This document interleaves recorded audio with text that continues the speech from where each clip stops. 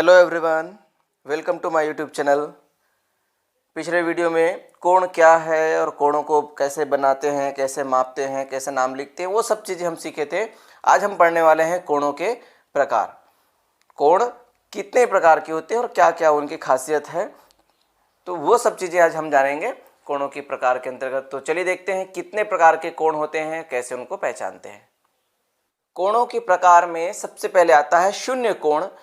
जिसका माप शून्य अंश का हो वह शून्य कोण है। यानी ऐसा कोण जिसका माप शून्य अंश का हो। तो शून्य अंश का कैसे होगा? तो मान लीजिए यहाँ पर एक रेखा इस तरह से है ओ ए, और दूसरी रेखा, क्योंकि दो रेखाओं के बीच कोण बनता है, तो एक रेखा ओ ए इस तरह से है, दूसरी रेखा ओ बी भी उसी के ही ऊपर हो इस तरह से। इसको हम आगे बढ़ा दिए तो ये एक रेखा ओ ए और दूसरी रेखा ओ बी दोनों एक दूसरे के ऊपर हैं, उनके बीच कोई गैप, कोई रिक्त स्थान नहीं है, इसलिए इनके बीच जो कोण बनेगा वो होगा शून्य अंश का।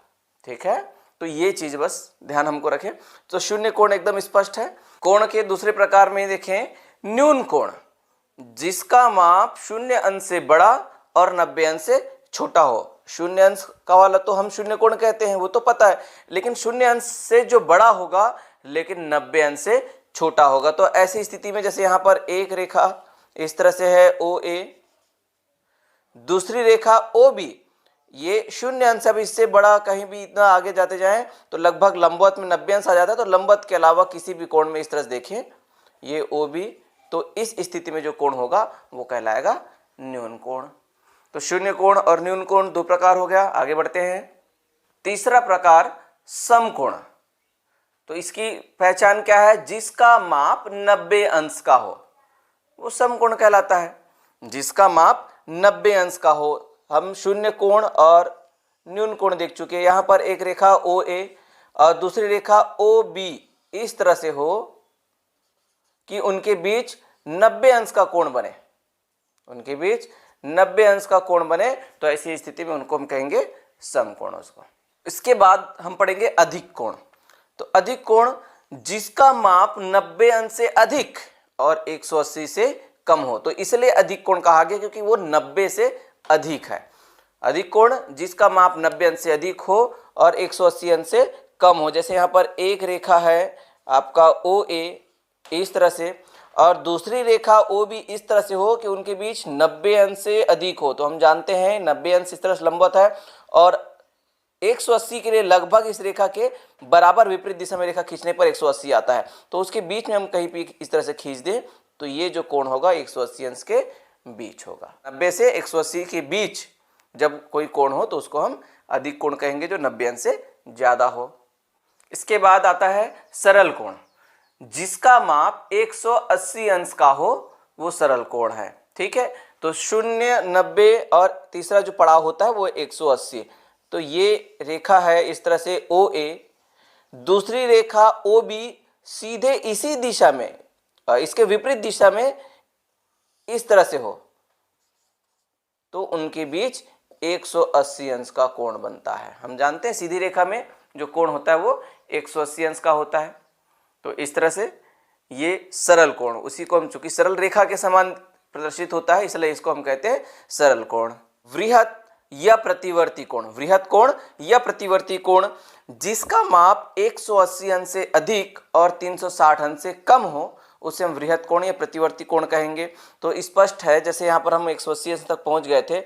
एक रेखा इस तरह से है ओ ए और फिर उसके बाद दूसरी रेखा ओ बी 180 अंश से ज्यादा हो और 360 अंश से कम हो। तो 180 के लिए जाहिर से क्या, तो 180 से ज्यादा के लिए क्या होगा, ये झुक जाएगा।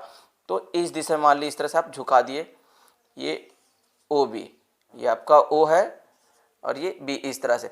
तो यहाँ पर जो कोण बनेगा, हम यहाँ से नापते हुए आ रहे हैं तो इसलिए इस साइड इस तरह से हम ये कोण बनाएंगे। ये कोण कहलाएगा वृहत कोण या प्रतिवर्ती कोण। 360 तक जो जाएगा 180 के बाद वो सभी कोण कहलाएगा वृहत या प्रतिवर्ती कोण। अब आखिरी प्रकार है कोण का संपूर्ण कोण। जिसका माप 360 अंश का हो उसे हम संपूर्ण कोण कहेंगे। तो संपूर्ण शब्द का ही अर्थ है कि उससे अधिक कोण नहीं कर सकते, बना सकते। ये आपका ओ, ये आपका ए एक रेखा है, मान लीजिए ओ ए। अब यहां से इस तरह से भुजा जो है, दूसरी भुजा जो ओ बी है, जाते गया और वापस घूम के उसी दिशा में वहीं पर ही लौट आया। तो इस तरह से यहां पर एक रेखा ओ ए के साथ दूसरी रेखा ओ बी भी उसी दिशा में ही होगा और उनके बीच संपूर्ण कोण बनेगा 360 अंश का। इसलिए इसको हम संपूर्ण कोण के नाम से जानते हैं, क्योंकि इससे अधिक कोण तो हो ही नहीं सकता। एक वृत्त में कंप्लीट जो कोण बनता है वो 360 अंश का होता है। तो यहां पर भी एक रेखा इस तरह से घूम के वापस वही दिशा में आ जाएगा तो वो 360 अंश का कोण होगा और ऐसी स्थिति में भी ये जस्ट एक दूसरे के ऊपर ही होंगे। आप गौर किए होंगे कोणों के प्रकार जो हुआ का हमने अभी तक जितना डिटेल किया है, चर्चा किया है, वो कुछ इस तरह से बटा हुआ है। उसके कुछ पड़ाव है। सबसे पहले 0, फिर उसके बाद 90, फिर उसके बाद आपके पास 180 और उसके बाद 360। ये कुछ पड़ाव है। सबसे पहले 0 अंश के लिए हमने उसको परिभाषित किया था 0 कोण। फिर उसके बाद 0 और 90 के बीच स्थित अगर है तो उसको हमने न्यून कोण परिभाषित किया था। 90 अंश के लिए हमने परिभाषित किया है समकोण। फिर 90 और 180 के बीच अगर कोई है तब उसके लिए हमने उसको परिभाषित किया था अधिक कोण। 180 के लिए हमने परिभाषित किया है सरल कोण। 180 और 360 इसके लिए हमने उसको परिभाषित किया है वृहत कोण या प्रतिवर्ती कोण। और फिर लास्ट में 360 के लिए परिभाषित किया है संपूर्ण कोण। तो इस तरह से 1 2 3 4 5 6 7 प्रकार आपने अभी तक पढ़ा है। 0 अंश, 90 अंश, 180 अंश, 360 अंश, ये 4 पड़ाव है। इसी के आधार पर पूरे प्रकार, कोणों के प्रकार वर्णित है, परिभाषित है। ठीक है, तो अब आप इस तरह से नाम याद रखना आसान होगा। आगे बढ़े अब और प्रश्नावली के कुछ प्रश्न देखते हैं। प्रश्नावली 8.2 देखें। पहला प्रश्न है सत्य कथन को छांटिए, असत्य को सुधारिए। तो इसको आप बताना है कि कौन सा कथन सत्य है और अगर कोई कथन असत्य है तो उसको आपको सुधार कर लिखना है। ठीक है, तो देखें। और इस तरह से छोटे प्रश्न बताने का मेरा एक उद्देश्य ये रहता है, यही छोटे क्वेश्चन से ऑब्जेक्टिव प्रश्न बनते हैं जिनको हर प्रकार की प्रतियोगी परीक्षाओं में पूछे जाते हैं। ठीक है, तो इनको आपको जानना है। अभी जितने प्रकार आप पढ़े उसी से संबंधित ये पूरे कथन। पहला है सरल कोण 180 अंश का होता है। तो क्या सरल कोण 180 अंश का होता है? बिल्कुल सही। हमने अभी देखा है कि 180 अंश के कोण जो बनता है उसको हम सरल कोण कहते हैं कि उनके बीच एक सीधी रेखा बनती है। दूसरा कथन है अधिक कोण 180 अंश से अधिक का होता है। तो क्या ये कथन सत्य है? जी नहीं, ये कथन सत्य नहीं है, यानी असत्य है। अधिक कोण 180 अंश से अधिक का नहीं होता, उसको हम 90 अंश से जब अधिक होता है तब उसको हम अधिक कोण कहते हैं। तो इस तरह से ये असत्य हुआ और इसको आप सुधार कर लिख लेंगे। न्यून कोण 90 अंश से कम का होता है। तो बिल्कुल सही है, न्यून कोण 90 अंश से कम का होता है। तो पहला सत्य, तीसरा सत्य और दूसरा असत्य। चौथा, 3 बजे घड़ी का घंटा एवं मिनट दोनों सुइयों के मध्य समकोण बनेगा। तो 3 बजे, तो इस तरह से 3 बजे जब घड़ी का काटा है, 1 घंटे का काटा जो है 12 में रहेगा और मिनट का काटा इस तरह से 3 में रहेगा। तो जी हाँ, उस समय उनके बीच बिल्कुल 90 अंश का कोण बनेगा, यानी समकोण बनेगा। तो ये कथन भी सत्य हुआ, चौथा वाला। पांचवा है 2/3 समकोण बराबर 60 अंश का कोण होता है। तो 2/3 समकोण, इसका मतलब है 2/3 समकोण मतलब होता है 90 अंश। तो आपको करना है 2/3 गुणित 90, इस तरह से। तो आप इसको आप काट दीजिए, 3 से काट दीजिए 90 को।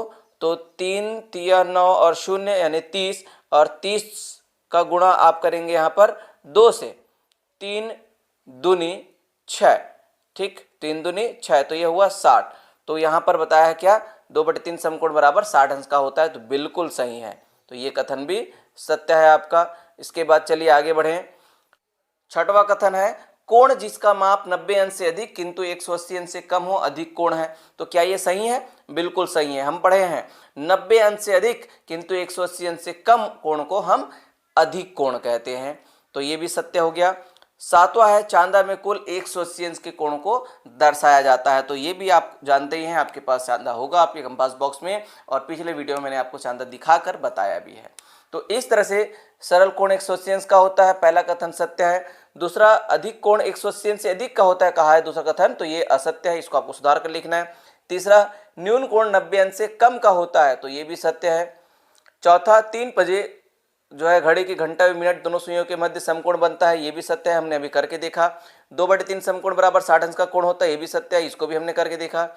कोण जिसका माप 90 अंश से अधिक किंतु 180 अंश से कम हो अधिक कोण कहलाता है, ये भी सत्य है। और सातवां वाला भी सत्य है। तो इस तरह से सिर्फ दूसरा जो कथन है वो बस असत्य है, बाकी सब सत्य है। तो दूसरा को आपको सुधार कर लिखना है।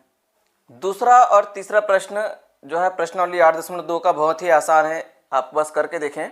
दूसरा प्रश्न में सिर्फ बहुत सारे कोणों का मान दिया, उसको कोणों को छांटना है कि कौन सा न्यून कोण है, कौन सा समकोण है, कौन सा सरल कोण है, कौन सा। तो ये सारी चीज़ें मैं आपको बता चुका हूँ, प्रकार के आधार पर आप उसको समझकर अपने मर्जी से अपने मन से आप बना सकते हैं, कोणों को छांट सकते हैं। तीसरा सवाल है कोणों की तुलना करना। तो यहाँ पर 2 कोण दिए हुए हैं, उनकी तुलना करना है।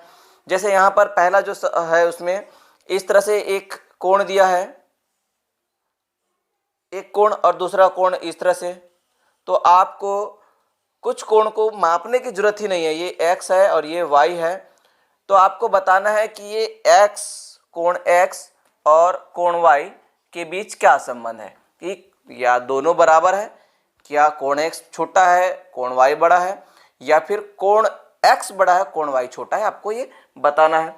तो तुलना करके आप देखिए, नाप कर भी देख सकते हैं और नापने की आवश्यकता नहीं है। यहाँ पर समझ में आ रहा है ये न्यून कोण है, यानी 90 अंश से कम है, और ये न्यून 90 अंश से ज़्यादा है यानी अधिक कोण है। तो जाहिर सी बात है कोण x बड़ा होगा कोण y से, तो यहाँ बड़ा का चिन्ह लगा दें इस तरह से। और दूसरी चीज, इनके आकार आकृति का से फर्क नहीं पड़ता है, ये कोण x इस तरह से, कोण y इस तरह से। अगर मान लिया कोण y ऐसे बना हुआ हो, इस तरह से बना हुआ हो यहाँ पर y, तब भी भाई उसका मुंह चाहे जिस भी दिशा में हो, शीर्ष जिस भी दिशा में हो, लेकिन है तो ये न्यून कोण, इनके बीच 90 अंश से कम कोण बन रहा है, तो ऐसी स्थिति में भी ये छोटा ही होगा भाई। ऐसे ही मैं बाकी को नहीं बता रहा हूं, आपके लिए छोड़ रहा हूं, आप उनमें देखें, तुलना करें, ताकि उनके मुंह के आधार पर आप निर्णय न लें। उनको सिर्फ आपको पहचानना है कि किस प्रकार का कोण है, और अगर पहचान पे नहीं आ रहा है तो आप उसको चांदे के साथ से माप लीजिए और माप कर तुलना कर लीजिए। तो इस तरह से प्रश्नावली 8.2 यहाँ पर कंप्लीट हुआ। आपको प्रैक्टिस करना है कोणों के प्रकार के संबंध में, और जो भी प्रश्नावली इसमें दिया है उन सबको। अब मिलते हैं नेक्स्ट चैप्टर के साथ, नए टॉपिक के साथ नेक्स्ट वीडियो में। बाय।